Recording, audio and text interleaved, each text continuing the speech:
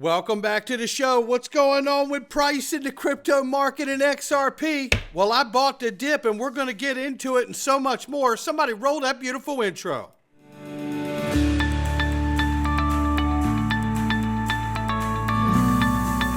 Digital Perspectives with Brad Kimes. Come on in.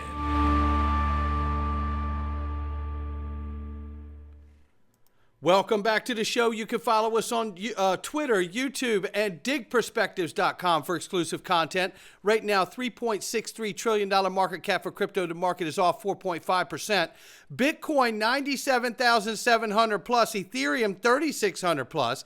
USD Tether got the number 3 spot for the moment. 138 billion plus. XRP number 4 spot, $2.16 as we've had a retrace of 11.1% in the last 24 hours, and we're off by 20.6% on the 7-day. So let's look at the range of price. Ranging between $2.05. I bought the dip last night. Yes, I did. I'm not telling you what to do. I'm just telling you what I did. And I bought the dip. I've been in here for 7+ years, ladies and gentlemen. And you know what? I know what to do in these moments. I've built the habit of a disciplined investor. And again, I'm not giving any financial advice. I'm just explaining what I've done because how confident I feel about this asset. Ranging between 205 and 246. We're sitting at 216. Oh, we got something for you to see when we get out of here. The TA on this today is, you're going to love every single bit of the TA today, regardless of the pullback. In fact, I think that's why you're going to love it, whether you know it or not, which is why I'm telling you the early bird special for XRP Las Vegas tickets are still there. You can still get them at the current prices. It's built in. You don't have to click anything other than this link right here and then get your discounted room while that's still available. Listen, this thing is going to sell out. I can tell you that. We already know that from the numbers. We've almost sold the amount of tickets that we did of all of last year. And we had over 700 people there last year. This thing is going to max out. So don't mess around. It makes a great holiday gift. You're going to see Chris Giancarlo on stage, the former CFTC chairman. Let me tell you, this is going to be a conversation with the political wins in the crypto sales you are not going to want to miss.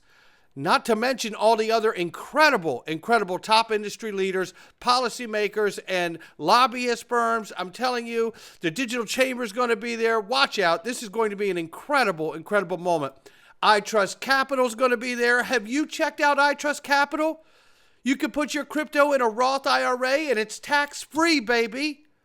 You know, you can control your back office. Get the empowerment inside your retirement. Get the empowerment inside your back office. Click the link below and join iTrust today. You can roll over your 401k. You won't believe it. Again, I bought the dip. Who else locked in that XRP dip last night? Because I know I did. You damn right. I even had that look Brad Garlinghouse has got when I hit buy. That's what Oh, goodness. Yeah, and listen, this is the Honorable Chris Giancarlo right here yesterday on Fox News. Listen to what he says. Very, very important. Chris Giancarlo is the former chairman of the Commodity Futures Trading Commission under Donald Trump. Good morning to you. Thanks for coming in here. Here's a Treasury document called Bitcoin digital gold. We've heard that before, okay? That's one element. Next one, Elon Musk praising El Salvador's Impreso crypto reserve. All right, so that's an interesting relationship. Why is this happening now? What does the incoming administration see as favorable for Bitcoin? There's a number of reasons why this is happening. One is because the technology has come about. We finally reached the stage of the internet where we can go beyond storing information on the internet to actually storing things of value. Things of value like wealth, things of value like ownership of a home. This is what they call the new wave of the internet, an internet of value, and the technology's there. In fact, when you think about what they really are is protocols that allow us to store value on the internet as opposed to the way we've been doing it in human society for only the last 400 years. Remember that part, value protocols. Storing value in basically an IOU from a financial institution. And as we've learned in the last 40 years, during which the internet has never gone down, Banks have failed, including 3 banks of America's top 20 just in the last 3 years. So moving value storage on the internet is an idea whose time has come. Bitcoin, which is the most widely known and has had the most spectacular success, might be the equivalent, as you said, Bill, to digital gold. In the previous world, the analog world, what cash was to gold, in the digital world, digital money may be to Bitcoin. Let me give you another example. We live in a time where 1 out of every $4 has been printed in the last 5 years. We are actively debasing our currency. And at the same time, Bitcoin has, into its design, programmed scarcity. You can never have more than a certain amount of Bitcoin. And so the dollar is depreciating, Bitcoin is appreciating. Quick factoid. In 2018, the average American home would have cost you over $260,000 and over 400 Bitcoin. Today, the average American home is now over $460,000. It would cost you less than 5 Bitcoin. What's been the better investment over the last 5 years? Bitcoin or dollar? There you have it. Look, I mean, this is the former CFTC, head of the Digital Dollar Project, and was shortlisted for Crypto Czar. And I'm pretty sure that he probably turned that gig down because it didn't meet his needs. You know what I mean? Look, this guy is one of the, if not the brightest mind in this space, who also happens to have the expertise of being a regulator. Talking about value protocols, and guess who this is? That's right, it's Eric Trump, President Trump's son. And he's taken to the stage at Bitcoin Meta. And boy, have I got a few things for you to listen to. One of which is right about this is so hard to find. I think I can get this a little closer. I'm doing it. This is it. I think this is the spot. All right, let's do this. That's going to hit 1 million. There it is. That's where he says Bitcoin's going to hit 1 million. It's already here. There's just so many people in the world that truly can't see it. The vast majority of the people can't see it, and that's scary as hell. And I can tell you, a lot of eyes were opened when Bitcoin hit 100,000. And I can tell you a hell of a lot more eyes are going to be opened when Bitcoin hits 1 million. And I'm confident it's going to hit 1 million. I think we're all confident in this room that it's going to hit 1 million. You know, it's really amazing. Email. Everybody has it. It was created in 1970. I'm not sure if anybody knows this, right? It was a precursor to ARPANET. ARPANET was a defense contractor, really a DoD program that we used in the United States. And if you think about it, email didn't gain widespread popularity for another 25 years. This is email. It's something that all of us have. We all have probably multiple accounts, right? Think about text messages. The first text message was sent in 1992. It was December of 1992. It said, "Merry Christmas." Today, you have 23 billion text messages that are sent every day. That's 270,000 text messages that are sent every second. People are slow as hell to adapt to new technology. People are creatures of habit. Yet, everybody in this room sees something that so many people are so blind to. And remember what we've talked about here? Remember when we've showed you David Schwartz talking about the top-down, bottom-up? The internet was the top-down, just as Eric Trump has explained to you.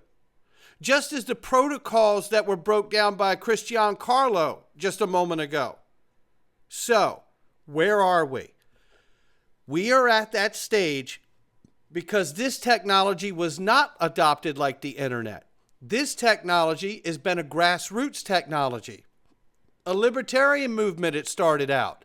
That's now been hijacked by Wall Street. And it will tokenize every traditional financial product in the world, including dollars, right?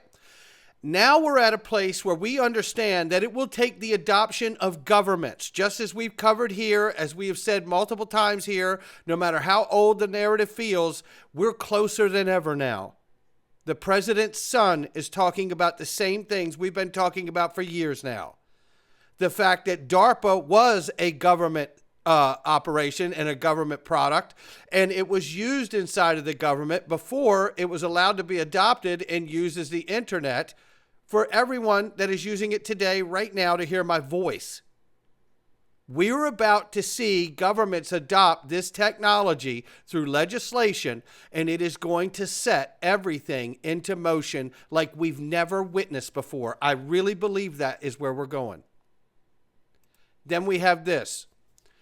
Due to new European markets and crypto assets MiCA regulations in the European Union, Coinbase will implement restrictions for stablecoin services that do not meet MiCA requirements for retail customers in Coinbase Europe. Starting December 13, 2024, just 3 days from now. We currently expect we will have to restrict services for the following assets next month: USD Tether, PAX, PYUSD, GUSD, GYN, and DAI. Together, the MiCA restricted assets. We regularly view the assets we make available to customers on our platform to ensure meeting regulatory requirements, and will assess re-enabling services for stablecoins that achieve MiCA compliance on a later date. That's where we're at. And we're waiting to find out about the real USD coming soon, which will be highly compliant. You know, this is Danelle Dixon from Stellar, but listen to what she says here, talking about being backed by trust, innovation, and liquidity power. What does this mean for the future of stablecoins, and what opportunities will this unlock for the average American consumer and small business if we get the stablecoin legislation done? Thank you so much, Congressman. I always thought that this stablecoin legislation was the low-hanging fruit. And apparently hasn't come out to be that, because we haven't been able to, with all the work that you've done, still haven't been able to get it through. I think that stablecoin legislation provides unique opportunity to be able to not only set the United States up as a leader, because we will be the first one who have come out and purposely set the direction, and also have 99% of the stablecoins in the world are US-backed stablecoins. So we'll be stronger from that standpoint too. There's no question about it. And when the real USD comes out and it launches on the Ethereum network, the XRP ledger, and possibly Cardano, think of the liquidity that will flow into that. And imagine how many institutions will take a position in the real USD right out of the gate. And we already know from yesterday's news, Treasury Department, FSOC, the Financial Stability Oversight Council, is now citing USD Tether as problematic here. As you can see, FSOC says the lack of precautionary measures becomes more concerning because more than half of stablecoin sector total market value is held by a single firm, USD Tether, issuer Tether. That's the Treasury, right? What are we going to see? Why Ripple's stablecoin RLUSD will succeed on the XRP ledger and Ethereum. Potential problem for Tether and USDC. Both were already unpegged. This comes down to exactly what I keep highlighting. Brad Garlinghouse explains why it's easier for Ripple to repeg its stablecoin to $1 than USDC. USDC didn't move partly because I think Circle doesn't have a big balance sheet, he stated. He says he revealed that Ripple has a large balance sheet of 20 to 30 billion behind it. Hello, XRP. Hence, it can easily repeg the stablecoin to $1. This is exactly the point I've been making, and why Brad Garlinghouse brings up the point of Circle losing the peg, because they can underpin it with XRP. And that is a micro version and a micro example of exactly what the macro goal is to underpin the US dollar with XRP and not just the RLUSD stablecoin. But that's how it starts. Write it down. And here we go, Ed Greg Crypto, 4-hour time frame. It's just noise. He says as long as the lower critical market structure remains intact, it's all just noise. 196 to 163. Crucial levels for XRP to break upward, $2.90, and previous all-time high, $3.50. Until these levels are shattered, everything else is just noise. Stay locked in. Come on in. I love that. Then take a look at this. Comparing XRP to Tesla. This is a simple formula for a 10x and a top in 90 days from now. In my previous post shared on December 9th, 24, I highlighted intriguing similarities between Elon Musk's 60 Minutes appearance and Brad Garlinghouse's recent feature on the same platform. Let's break it down. In December 2018, Elon Musk appeared on 60 Minutes. December 24, Brad Garlinghouse followed suit with his own appearance. The chart below reveals some pivotal patterns between Tesla and XRP, aligning with a factor of 10x. If this parallel holds true, the target for XRP is an astonishing $41. Tesla took 912 days to reach its top of $410. Divide this factor by 10. 912 by 10 equals 91 days. XRP top equals $41 in 91 days. Mind-blowing, right? And what he's showing you here is exactly what happened after Tesla and Elon Musk was on 60 Minutes, and what happened for Tesla, and then what happened for XRP, possibly should the same scenario repeat. So there you have it. Head on a swivel. We don't know what will happen, but it's getting super exciting. We're going into the Freedom Zone. I hope you will join us. Today we're going to talk about the shadow president. Yeah, we all know Biden's not been running the country, so who has? And this may shock you, but I tell you, it also has some information about a former president who may in fact be the shadow president. I hope you will join us in the Freedom Zone. Go to digitalperspectives.com, click the Freedom Zone, and come on in. Not financial advice from me or anyone else. All right, welcome.